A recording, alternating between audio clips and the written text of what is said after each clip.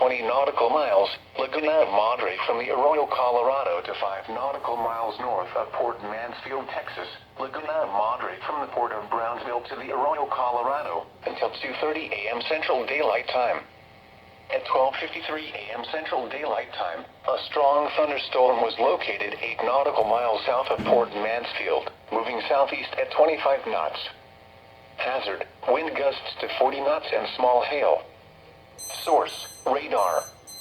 Impact, small craft could be damaged and briefly higher winds and suddenly higher waves. Locations impacted include Port Mansfield and South Padre Island.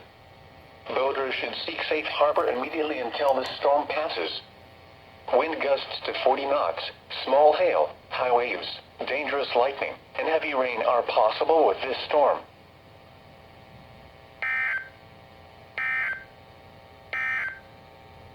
The National